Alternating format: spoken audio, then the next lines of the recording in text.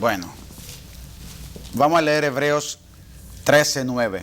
Dice: no os dejéis llevar de doctrinas diversas y extrañas, porque buena cosa es afirmar el corazón con la gracia, no con viandas, que nunca aprovecharon a los que se han ocupado de ellas. Aquí Pablo otra vez, en su carta de Hebreos, entona a esta carta, sabe que esta carta va hacia un pueblo hebreo por el cual tiene cierto legalismo todavía. Se está, de la ley. Sí, se está trabajando, se está limpiando, pero el legalismo obviamente está presente en diversos corazones de los creyentes. Entonces dice, había y hay todavía en la actualidad, muchos de los cristianos quieren afirmar su corazón de las formas exteriores. Eso es lo que está diciendo Pablo. Pablo dice que no es en la forma, no es en las cosas exteriores que se afirma el corazón, sino es por la gracia. Por esto decía, creced en la gracia. Es tan importante la gracia en nuestras vidas que nuestro corazón debe depender de esta fórmula para poder alcanzar no solamente la productividad y el gozo del creyente, pero también mantenerse en perseverancia hasta el día de la manifestación de nuestro Señor Jesucristo. Entonces, afirmar el corazón con la gracia, no con las viandas. Obviamente hay muchas costumbres. Heredamos costumbres, todas, en cualquier iglesia. O sea, todas iglesias, todas las denominaciones tienen ciertas costumbres que están heredando de alguien anterior que le ha enseñado. Pastor, usted dijo crecer en la gracia. Entonces, hay gente que han tenido su gracia y por no crecer en ella van disminuyendo. Esto lo vamos a leer más adelante, porque la gracia, decía Pablo ahorita que estaba leyendo, que no debe estar en vano. O sea, la gracia no la he recibido en vano. Yo tengo que hacer una productividad, no es una gracia que es vaga. Esa gracia es funcional. Tú recibes esa gracia con un propósito, no recibes esa gracia solamente para recibir algo temporal, sino esa gracia empieza a actuar en nosotros. Es donde estamos metidos muchos en una vagancia espiritual, porque decimos, ya yo recibí a Cristo, entonces ya hay una tendencia hasta de un libertinaje. Yo tomo. O sea, se sienten seguros, diríamos. Sí, hay que sentirse seguro, pero no es este punto, ¿cierto? Se sienten seguros con el tema de que le hacen creer una salvación, pero una salvación limitada. Entonces la gracia no se hace efectiva en ellos porque ellos se creen de entrada merecedores. Soy merecedor de esta salvación. Se lo digo, pastor, porque la palabra dice que hay que perseverar hasta el final. Claro que sí. Yo te pongo un ejemplo. Ustedes llegan a una iglesia. Es que por la gracia tú vas a perseverar hasta el final. Claro, perfecto. Porque ni siquiera la fuerza es tuya. Incluso el Señor te dice más. Te dice en aquel día, en aquellos días de tribulación, en aquel día, no te preocupes por lo que debes decir. O sea, aquí no hay un acto de magia. Aquí va a haber un derramamiento de gracia donde aún Él te va a guardar en situaciones difíciles y solamente por la gracia esa. Yo te pongo un ejemplo, mi hermano Nazario y mi hermano Gregorio. Si tú estás en un lugar, si tú te conviertes en una iglesia, en esa iglesia de entrada, no eres bien adoctrinado, no solamente en lo que es la gracia, sino en lo que es la salvación, en lo que es este regalo tan grande que recibe el creyente, automáticamente tú subvaloras. Ya tú comienzas mal porque comienzas subvalorando todo. Correcto. Soy merecedor. Entonces, no hay un agradecimiento de lo más unido a un arrepentimiento, un convertimiento, no hay una transformación porque ya recibiste un mal alimento desde el comienzo. O sea, tú te convertiste, mira qué regalo más lindo, ser cristiano chévere y vamos arriba que yo soy salvo.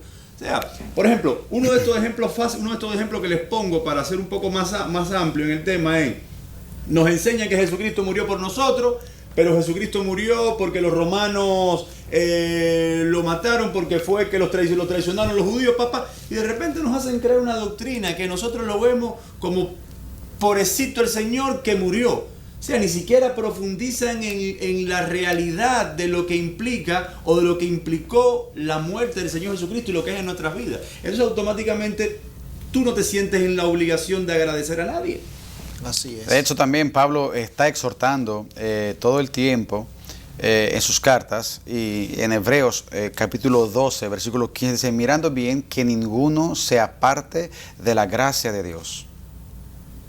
Ninguno se aparte de la gracia de Dios, que ninguna raíz de amargura brotando os impida, y por ella muchos sean contaminados.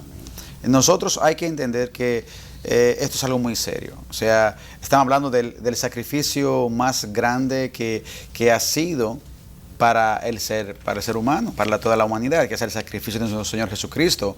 O sea, no podemos pisotear esta sangre porque ya no hay otro sacrificio. Y en ese sacrificio está concluida toda la gracia por la cual nosotros estamos recibiendo para poder seguir las pisadas de nuestro Señor Jesucristo, y hay una advertencia a que nadie se aparte de esta gracia. Pastor, entonces, aunque parezca no ser el tema, pero sí es el tema, un descarriado diríamos que no tuvo una conversión perfecta, genuina, o no tuvo esa gracia por la cual se descarrió. Bueno, yo creo que ya son varios factores por los cuales impiden ciertas cosas que suceden, pero ahí lo hemos leído. O sea, yo creo también que como comenzó Adrián Rodríguez al principio, que ahí los voy a llevar. Cuando hay una conversión religiosa, las probabilidades de un descarío sin que se dé el resultado de otra vez regresar es muy alto. ¿Por qué? Porque a lo mejor cuando fue y participó en la decisión de recibir a Cristo fue forzado emocionalmente. Se ha llamado, venga usted. Claro, o fue también emocionado. Hay muchas lo hizo emocionalmente. Lo hizo emocionalmente. O quizás porque estaba de moda en ese momento, sí, para esa persona. Está bien. O sea, en la cosecha de los 90, que yo soy del 91, de una gran cosecha, por la cual de verdad yo doy testimonio que fue una gran cosecha, y fue cuando yo llegué en la República Dominicana. Hay muchas personas que en este momento de esta cosecha no están. Yo no puedo valorar por qué no están, pero yo sé que están en el mundo totalmente. ¿Por qué? Porque a lo mejor puede ser que ellos no recibieron sinceramente a Cristo. Ellos no se arrepintieron, no se convirtieron, no llegaron al punto que yo hago ahora. O sea, no llegó la enseñanza correcta. Hay un reclutamiento. Un reclutamiento masivo. Masivo. Una fábrica. Y Jesucristo, yo tuve en una ocasión, en una mini reunión, en un lugar de descanso, y habían dos dirigentes de iglesia y estaban buscando la manera, la estrategia, hablando entre ellos, con qué manera se podría llegar a la iglesia. ¿De qué manera podía llegar? ¿De qué manera? Y ellos estaban captar entonces vemos que ya se va del mandamiento ir y hacer discípulos. Porque, ¿cómo que tú vas a hacer? Ir predicando. A lo que pero Dios si tú pones, por ejemplo, como manera para reclutar gente, música, por ejemplo, o sea, evangelizar, estrategias humanistas. Totalmente. Y de repente tú llenas un estadio de música y de 20,000 personas. Y tú dices, es un evento, pastor. Y tú dices a tu amigo, ¿tú viste cuándo son? Aquí somos muchos. Un evento religioso. No, qué unción. Qué unción que está cayendo. Y mira qué está pasando aquí. Entonces tú ves que somos chéveres. Entonces ya el hombre entra. Claro. Yo recuerdo personalmente que hace unos años atrás, cuando yo le dije a una joven que yo era cristiana, me dijo, ¡ah, qué chulo! O sea, ya llegamos a verlo como si fuera algo chévere, pero no vemos que esto conlleva un sacrificio, una muerte. O sea, a la juventud... El crecimiento de a la juventud no se habla de la cruz, no se predica. No se predica, entonces no hay arrepentimiento. Entonces es lo que tú estás preguntando.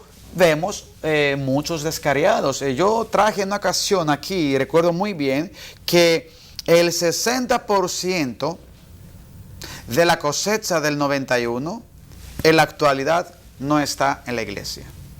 Se lo hizo por emoción.